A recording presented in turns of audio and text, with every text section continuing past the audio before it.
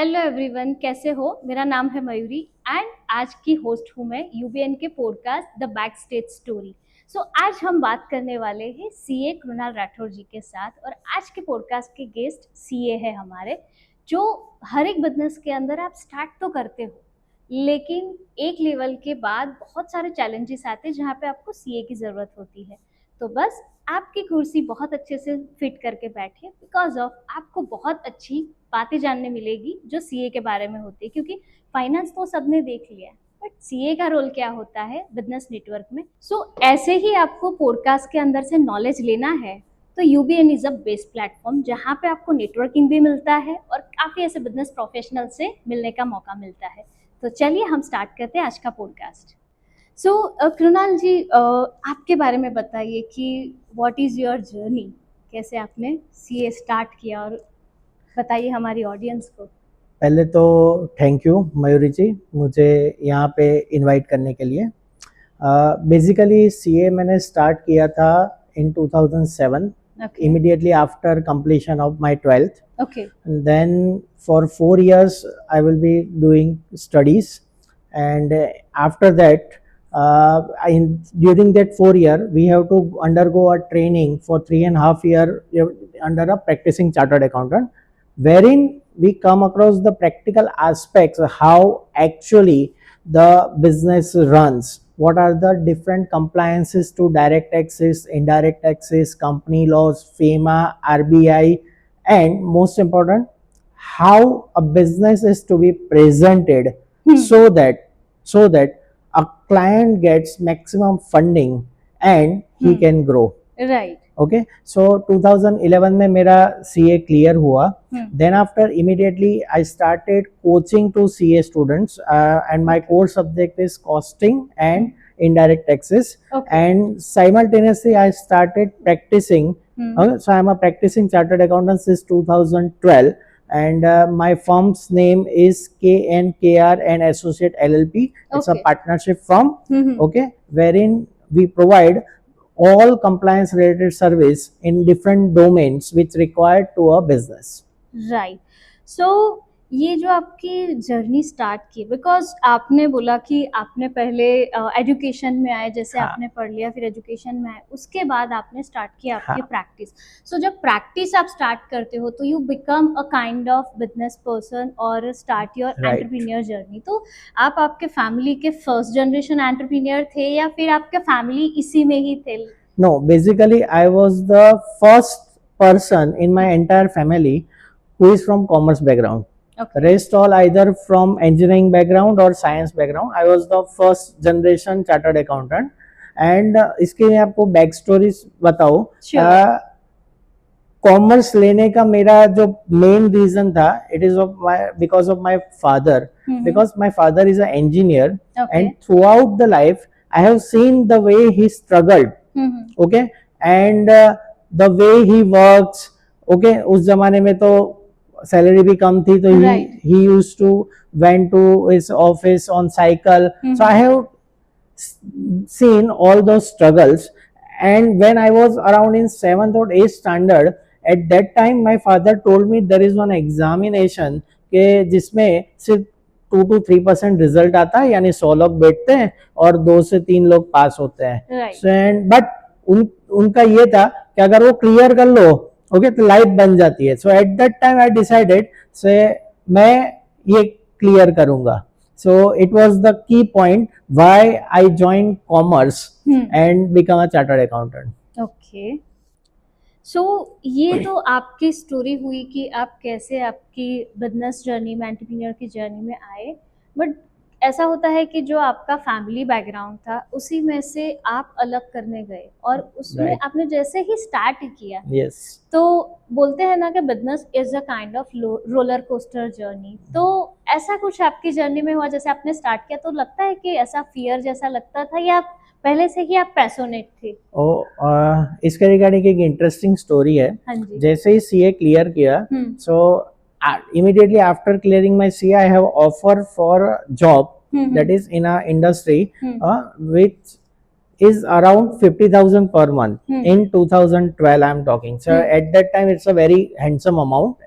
Now but I decided that I want to go in a coaching और मुझे practice करना है. Now practice from a non commerce background, जिसका family में कोई कॉमर्स बैकग्राउंड नहीं है और कोई क्लाइंट बेस भी ऐसा नहीं है, सो एक ऐसे एंटरप्रेन्योर आपको स्टार्ट करना है, यानी ऑफिस भी आप चला रहे हो. सो इनिशियल स्टेज में तो ऐसा है कि आप ही बॉस हो और आप ही प्यून हो, राइट. कि क्लाइंट खोजो, क्लाइंट से बात करो, नए क्लाइंट मिलेंगे.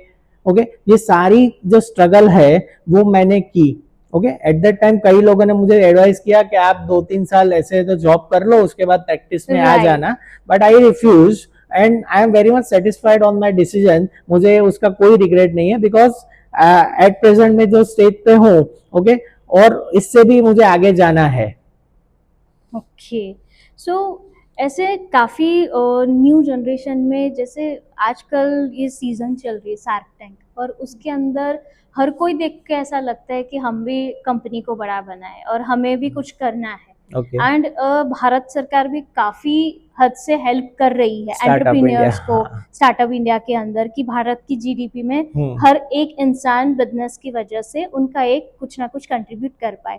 सो न्यू जनरेशन के पास आइडियाज़ है, लेकिन काफ़ी चैलेंजेस आते हैं. तो आप इसके बारे में क्या बोलोगे? क्योंकि चालू हर एक को करना है, आइडियाज़ है, लेकिन कहीं ना कहीं कुछ फियर होता है, कुछ ना कुछ चैलेंजेस होता है. तो what about your thought into?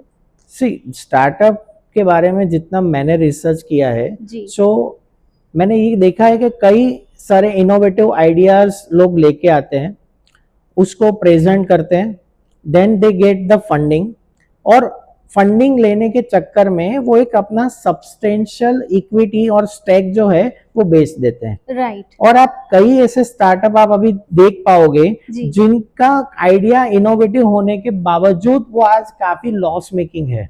True. Okay, सो मैं नाम तो नहीं लेना चाहूंगा, बट ऐसे बहुत सारे आप गूगल करोगे तो भी आपको मिल जाएगा कि लॉस मेकिंग स्टार्टअप्स है जो आपने इनोवेटिव आइडियाज होने के बावजूद. सो मेरा ये एडवाइस है कि अगर आपके पास आइडिया है तो start with a small. Okay, small start करने से 2 बेनिफिट होते हैं. एक, आपको बिजनेस का एक पूरा 360 डिग्री आइडिया होगा. राइट. सेकंड, आपके पास एक चांस रहता है कि अगर आपका आइडिया वर्क नहीं किया, तो अगर छोटा है तो आप अपने स्टेप को वापस ले सकते हो. ओके, और एक नया आप आइडिया नया लाके, क्योंकि उससे कोई ज्यादा फर्क नहीं पड़ता. बट अगर आपका एम्पायर बड़ा हो गया और लॉस अगर बड़ा हो गया, उस केस में आपको स्टेप अगर पीछे लेना है, it's quite difficult. True. So my advice is start small. 1-2 साल आप हसल करो, आप आइडेंटिफाई करो कि आपका आइडिया है, अगर वो वर्केबल है तो लाइक माइंडेड पीपल ऑटोमेटिकली आपके नेटवर्क में आएंगे और आप नेटवर्क कर सकते हो. लाइक माइंडेड पीपल को अपना आइडिया दिखाओ and don't go in immediately and sell out your substantial stake to the investor, ताकि आपकी कंपनी में आपका कोई रोल ही ना रहे, ऐसा ना हो. ट्रू. ट्रू. ओके, सो आपको ऐसा लगता है कि कंपनी में हमेशा फंड लेने के बाद ही कंपनी दौड़ती है, बट जैसे कृणाल जी ने बताया कि कोई भी डिसीजन लेना हो ना, अगर आप स्टार्टअप में हो या फिर कोई भी जर्नी स्टार्ट कर रहे हो या आइडिया लेके चल रहे हो, हमेशा अपने आप को बोलते हैं ना कि कोई भी चीज़ को चलाने के लिए 1000 डेज होने चाहिए. तो ये 1000 डेज ऐसे होते हैं जिसमें आप आपके बिजनेस को समझो, उसको प्रॉपर वे के अंदर हर फेजेस को देखो कि जो भी पूरे साल के अंदर आपको क्या क्या चैलेंजेस आए, साइड कस्टमर के साइड से या फिर सप्लाई चेन से या फिर फंड में, या फिर खुद भी कितना उसको लेके पैशनेट हो. क्योंकि काफ़ी बार ऐसा हो जाता है कि आपने शुरू कर दिया, फिर एक जगह पे आके स्टॉप हो जाते क्योंकि आपको पता नहीं है, बस सबको देख के आपने कर दिया. सो इनकी एडवाइस से मैं उनके साथ अग्री करूंगी कि कभी भी कुछ भी करने से पहले या तो फिर आप कोई एक्सपर्ट की एडवाइस लो, या फिर आप खुद बैठ के उसके ऊपर थोड़ा और वर्क करो कि कभी भी कोई भी अपने बिजनेस की कमांड से आप किसी को देते हो तो आपके हाथ में कितने राइट्स रहते हैं और इसको लेके आप लॉन्ग टर्म किस तरह से चल सकते हो. क्योंकि जब 100% खुद का होता है तो एक्सपांडिंग जल्दी होता है. मैं ऐसा नहीं बोलूँगी कि शार्क टैंक गलत है या फंड लेना गलत है, बट जो भी करते हो हमेशा सोचो, एक्सपर्ट की एडवाइस लो. और हाँ, यूबीएन तो है ही, यहाँ पे ऐसे बहुत सारे बिजनेस के एक्सपर्ट्स हैं और बिजनेसमैन है जो आपको गाइड भी करेंगे, आपको हेल्प करेंगे और ग्रो होने में और नेटवर्किंग में. सो यस, हमारे साथ जुड़ना है तो आप यूबीएन को तुरंत से कनेक्ट करो. सो कृणाल जी, काफी ऐसी मार्केट में गैप होती है जो कई बार ऐसी पता नहीं चलती है कि पर्टिकुलर एक्सपर्ट ही उसको कवर कर सकते हैं। So can you explain about this कि किस तरह के गैप के ऊपर CA will help us and उनका एक रोल बनता है? ओके, मैं आपको एक बड़े सिंपल एग्जाम्पल से समझाना चाहूँगा। फॉर एन एग्जाम्पल, अगर हम एक घर बना रहे हैं, राइट, ओके, सो घर बनाने में हमें भी पता है कि ब्रिक्स लगते हैं, सैंड लगती है, सीमेंट लगते हैं, ओके, आयरन रोड्स लगते हैं। बट कभी आपने देखा है कि घर का ओनर खुद घर बना रहा है? कभी भी नहीं, कभी भी नहीं। नहीं। बट सीए और कंप्लायंस के केस में ऐसा होता है, सब ये सोचते हैं कि ये सब ऑनलाइन है, यूट्यूब पे वीडियो अवेलेबल है, गूगल से हम सारी इंफॉर्मेशन लेके वो सारे कंप्लायंसेस हम खुद कर लेंगे। Okay, okay, nowadays compliance are much easier और आप खुद कर सकते हो, प्रोवाइडेड आपको उस सब्जेक्ट के बारे में पूरा नॉलेज हो।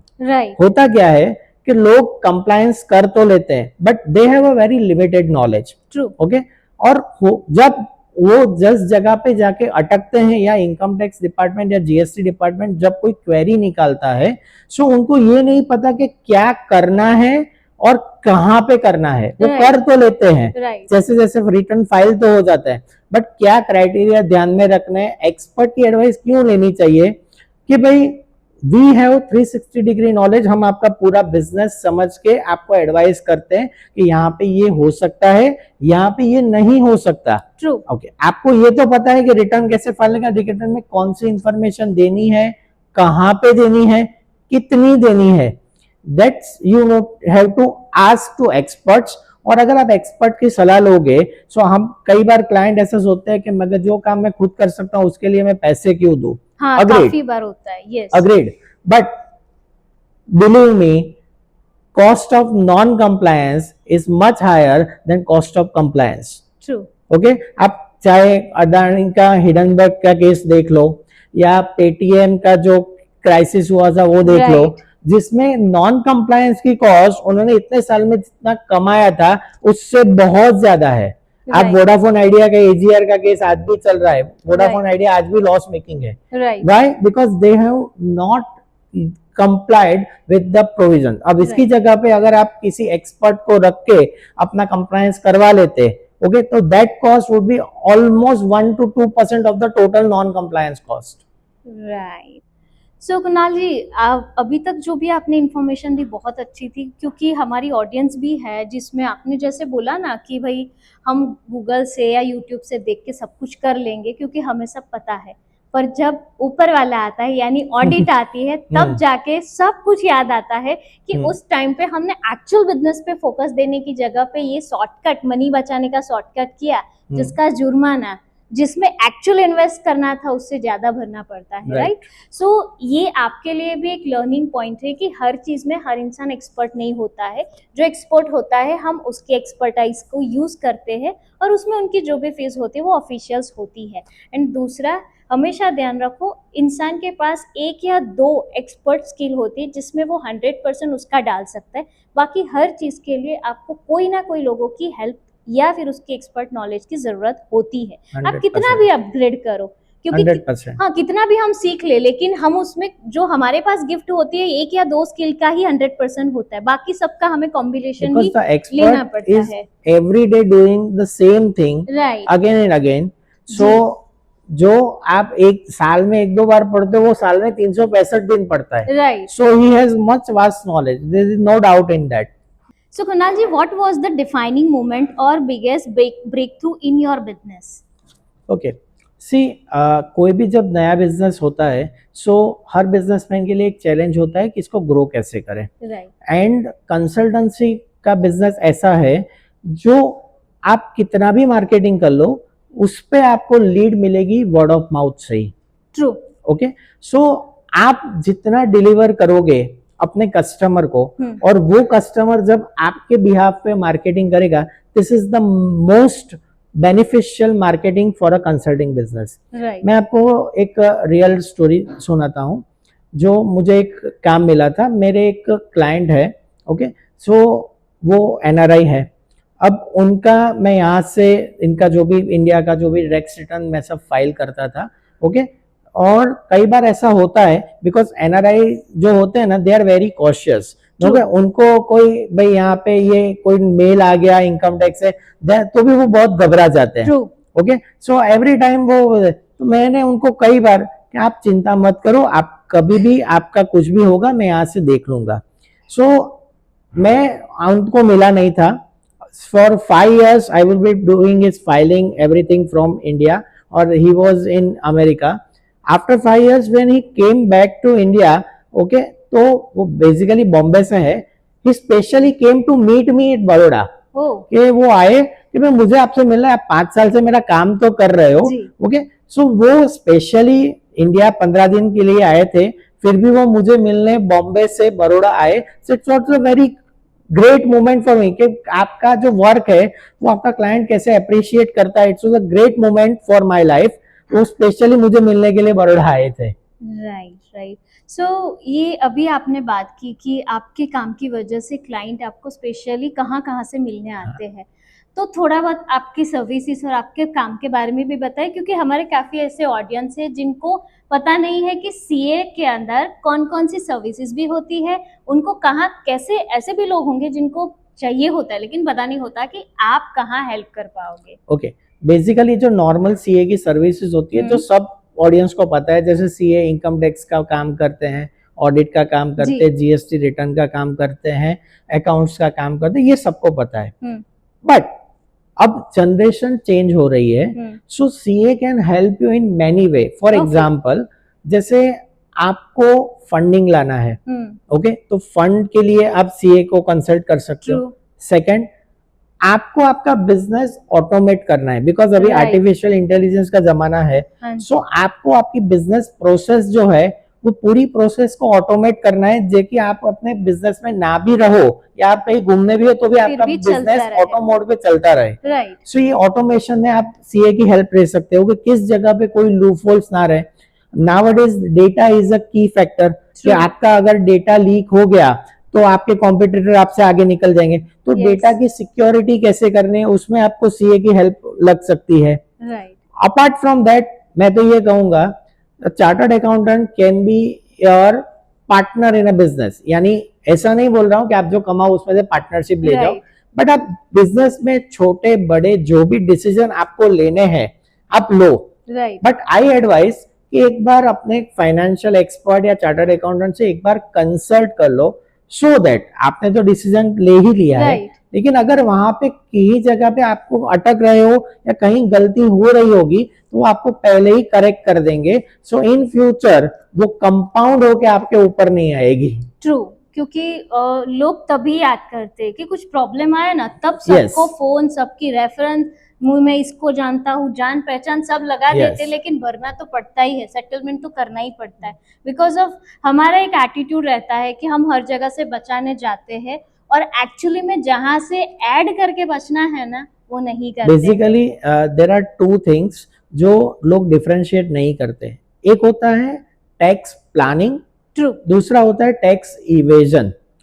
जो नॉर्मल लोग सोचते हैं मैं तो ये कैश में ले लूंगा, मैं ये नहीं दिखाऊंगा, ये टैक्स इवेजन हुआ। There are many ways. अगर आप एक एक्सपर्ट को कंसल्ट करते हो तो आपको मैनी वेज बताएगा जहां पे आप बिना टैक्स चुराए उतना ही टैक्स कम भर के वाइट में इनकम अर्न कर सकते हो।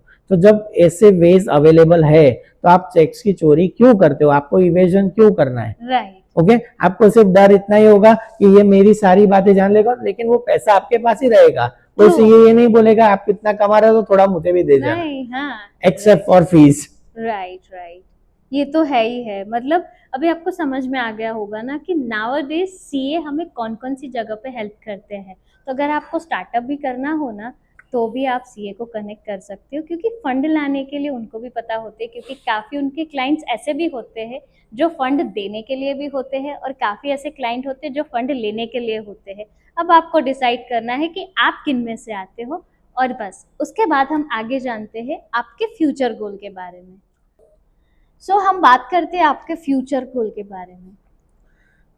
Basically every person, majority person का गोल ये होता है कि एक अच्छी लाइफ हम स्पेंड करें। जी जी। ओके, अब अच्छी लाइफ स्पेंड करने के सबको पता है we need required money, right. But वो मनी मैं किस तरह से लाता हूँ। फॉर एग्जाम्पल, अगर मैं किसी को हेल्प करके, जैसे बिजनेस में उनका ग्रोथ करके मैं अपनी फीस बढ़ाता हूँ, that means I am helping, I am acting as a stepping stone in their business, और उनका बिजनेस ग्रो हो रहा है, साथ में मेरा भी ग्रोथ हो रहा है। सो जैसे जैसे बिजनेस ग्रो होगा, एक आदमी दूसरे को एम्प्लॉयमेंट देगा, सेम वे नेचर, पूरा नेशन ग्रो होगा। So it's a growth win win situation, सब ग्रो हो रहे हैं और हमारा भी ग्रोथ हो रहा है। Right right. सो आपको काफी सारे ऐसे क्वेश्चंस थे जो सीए के बारे में नहीं पता होगा, एंड यस, कृणाल जी ने काफी अच्छे तरीके से बताया कि एग्जैक्टली सीए करते क्या है और आपको उनकी जरूरत कहाँ पे होती है जब आप स्टार्टअप भी करते हो और ऑनगोइंग बिजनेस में भी चलते हो। तो यस, यूबीएन इसी तरह से सबको कनेक्ट भी करता है, सबको ग्रो होने में भी हेल्प करता है, बिकॉज यहाँ पे सारे बिजनेस के ओनर्स आते हैं, बिजनेस के मेन जो फाउंडर्स होते हैं वो आते हैं, ताकि एक दूसरे की जर्नी से, एक दूसरे की स्किल से एक साथ सब बिजनेसमैन अलग अलग बिजनेस को लेके ग्रो भी कर सकते हैं, नेशन बिल्डिंग में कंट्रीब्यूट भी कर सकते हैं। तो ये है यूबीएन का पावर। और हाँ, आपको भी यूबीएन में जुड़ना है तो आप हमें डायरेक्टली कांटेक्ट कर सकते हो। एंड यस, मैं हूँ आपकी host Mayuri from success founder branding consultant. चलिए मिलते हैं, बाय बाय।